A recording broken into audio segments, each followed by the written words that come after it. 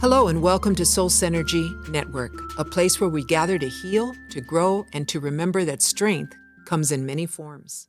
I'm Dr. Irma Elisheva Diaz, and today we're talking about something every single one of us will face at some point in our life, our physical vulnerability and the resilience it calls for. This is part 2 of talking about our resilience. Maybe you're listening because you're recovering from illness, or you're living with chronic pain. Or maybe you've hit a wall of fatigue or limitations you didn't expect. This conversation is for anyone who has ever felt like their body betrayed them, and yet still wants to believe healing is possible.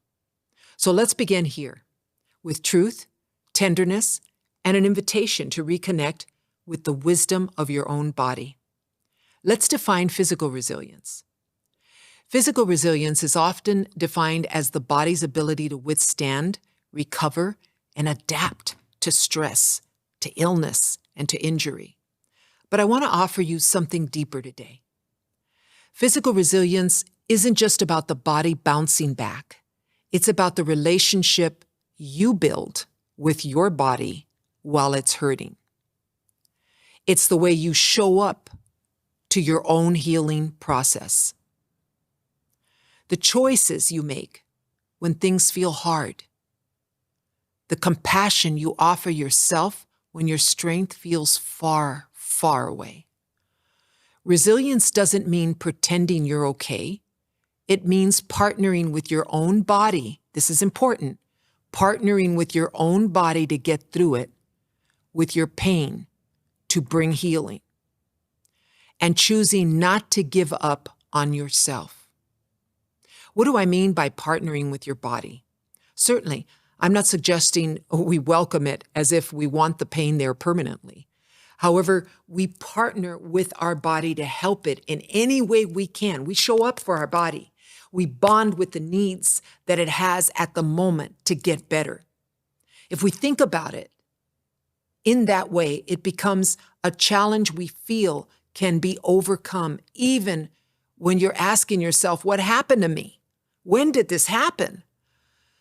Maybe it was sudden, an accident, a diagnosis, a hospitalization, or maybe it was gradual, with symptoms creeping in, fatigue building, your energy dimming over time. Whatever brought you to this season, it's okay to name it, as long as we don't claim it. Denial is most of the time not healthy and can only add to the struggle. The fact is, the moment our body changes, our life changes. But let me share something with you. You are not your illness. You are not your limitations. You are not broken. We were created to be in a constant state of becoming. We learn from life. We learn from our breakthroughs and victories, and we learn from our challenges and our disappointments. You are becoming regardless of the season you find yourself in. You are adapting most of the time in the best way that you possibly can. And while you are partnering with your body, somewhere beneath the surface, your body is doing its best to heal, even if it doesn't feel like it yet. We know that ordinarily, healing doesn't happen in grand gestures. It happens in our daily choices, the small, sacred routines you commit to one day at a time. So here are 3 foundational habits that tells us that we are partnering with our own bodies to get better as we work to sustain, to rebuild our physical resilience. Number 1, obvious, nutrition as nourishment.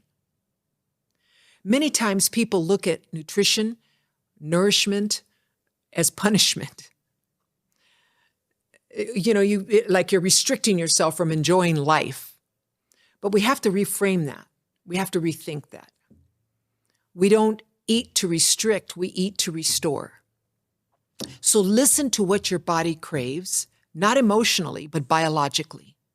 Whole foods, hydration, anti-inflammatory meals, even small changes can support big shifts in healing.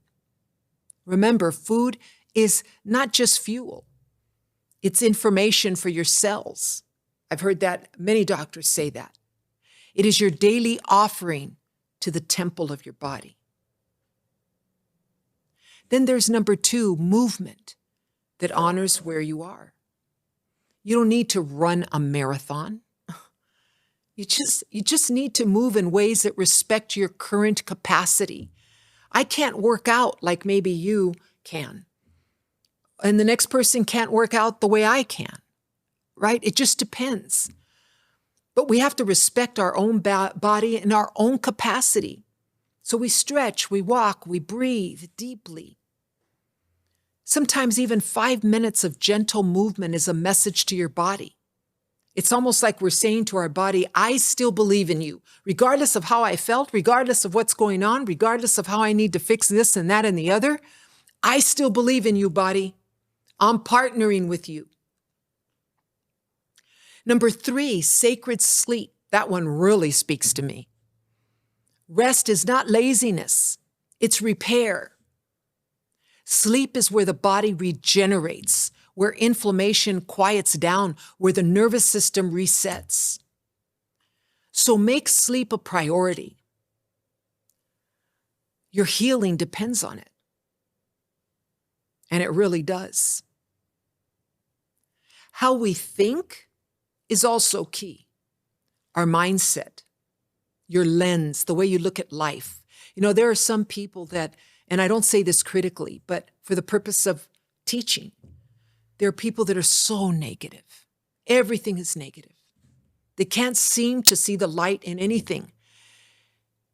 Please know I'm not criticizing, but we have to learn to reframe that. We have to learn to rewrite the narrative we're looking at about our life, about what's going on. Our lens has to change. If you can visualize dirty lenses when you put on your glasses and you can't see things right, that's what happens to us. And it causes us to think a certain way because we're looking at life a certain way. It's key.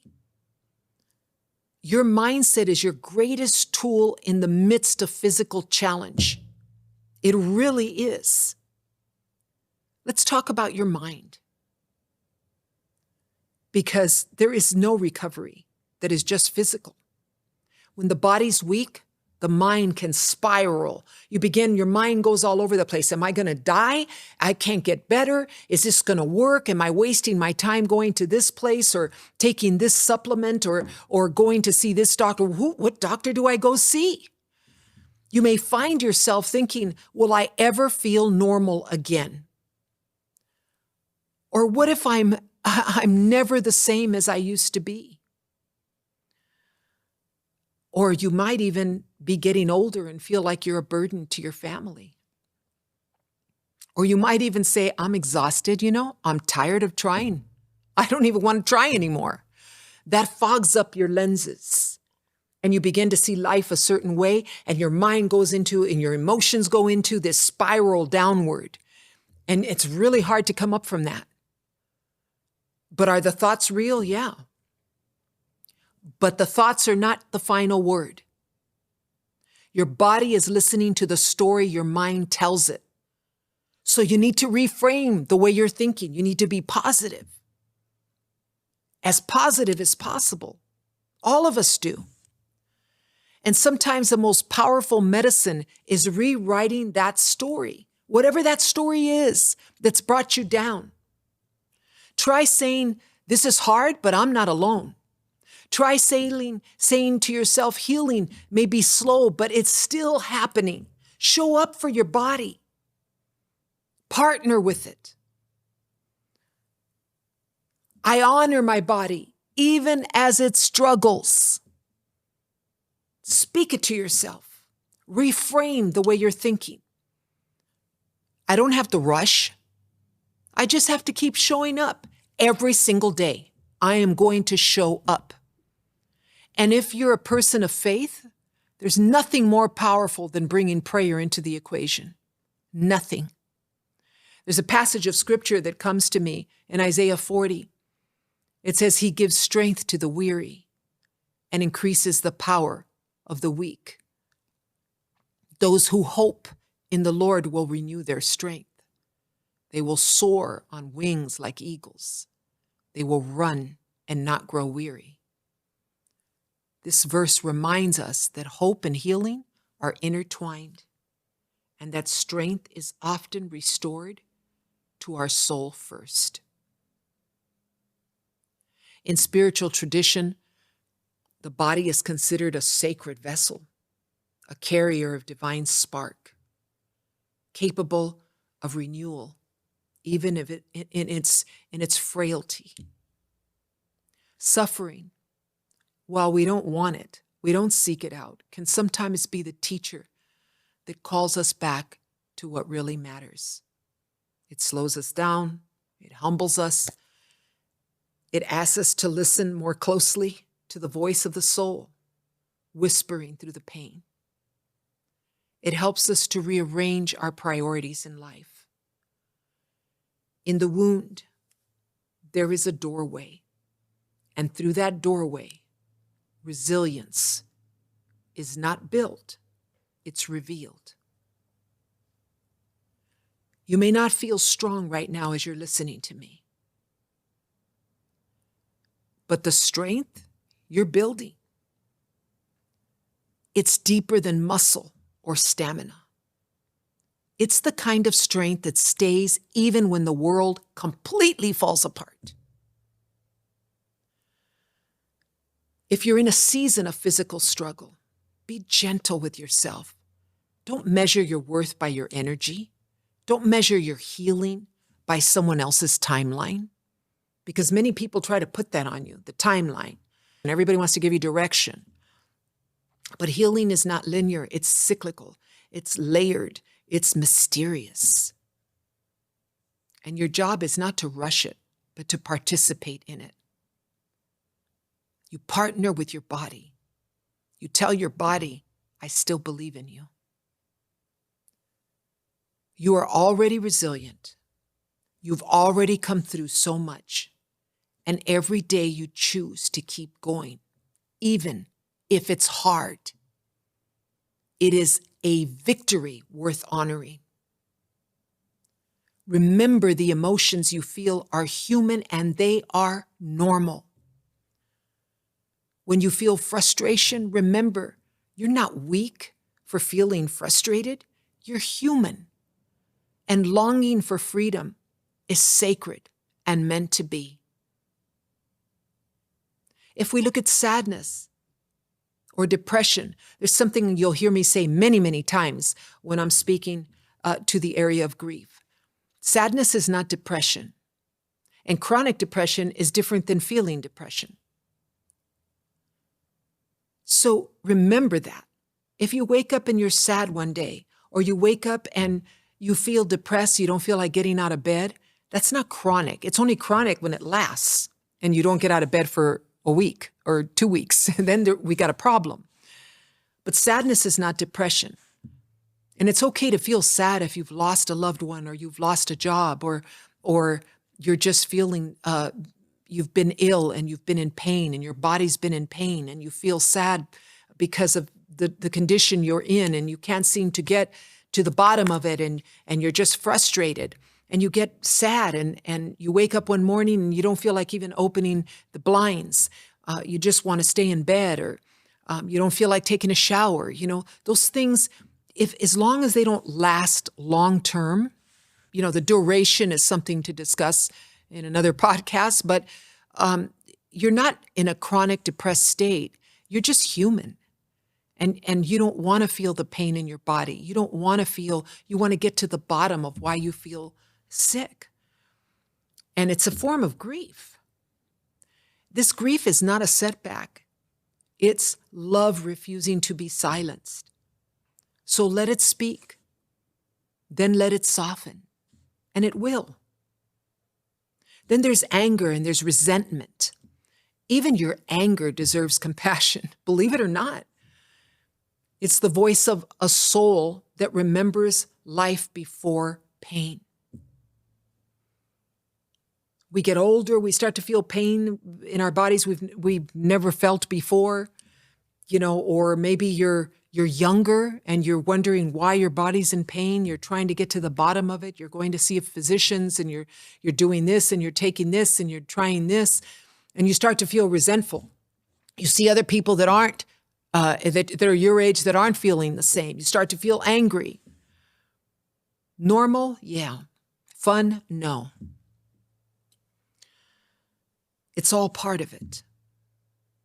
Loneliness, isolation. Pain may isolate the body, but your story is still your story. Your life is still your life. Your purpose is still your purpose. You're seen, even in the silence of what you're going through. Some people feel fear and anxiety. In fact, most do, because they don't know what's wrong with them. They haven't gotten to the bottom of it. But remember, you don't need every answer right away.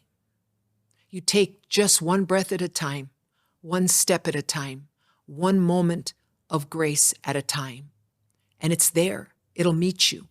You just keep showing up for your body. Your lens, your mind, your heart, you show up for your body. There might be some guilt.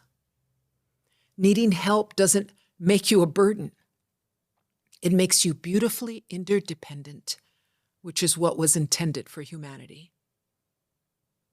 All of us are interdependent, and that's why we take care of our elderly. We make sure that they have their needs met. We take care of our children. We make sure that they have their needs met. We take care of our loved ones, our siblings. Then there's the embarrassment of what you may be feeling. Remember, you are not what happened to your body. You are not what you're feeling. Your worth has not diminished. Your gifts, everything that you have to offer this world has not diminished because you're in pain. You can become mentally exhausted. And it's okay to take a break. It's okay to rest. Just because you rest, it doesn't mean you're quitting. Rest is resistance to the lie that healing has to be fast. Sometimes healing isn't fast. We want it to be fast, but sometimes it takes its time. Then there's the resilience that we've been talking about, the hope. The fact that you're listening to me today, that you're still searching for meaning, that's your strength. That's resilience. So we make a decision to let our mind, our heart, and our soul partner with our body. We tell our body, I believe in you.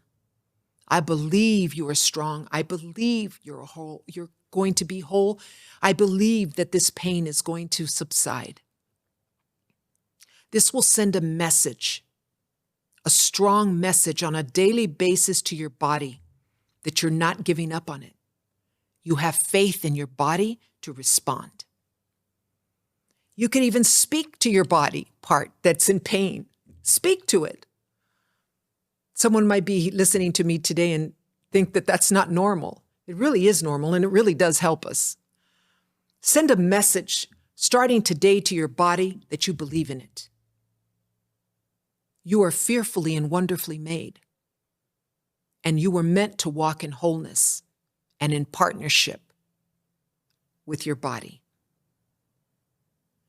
If today's episode resonated with you, we invite you, as always, to subscribe. Please don't go away without pushing that button on YouTube and subscribing to this station. Go to the website, to www.soulsynergynetwork.com, and poke around in there. Sign up in there. And email me if you have questions or comments. Leave your comments right under the podcast. You can go to soulsynergynetwork@gmail.com and I'll answer your email. It might take a few days, but I'll answer. Remember, with every breath, you're becoming stronger. With every choice to rest, to eat, to stretch, to trust, you are participating in your healing.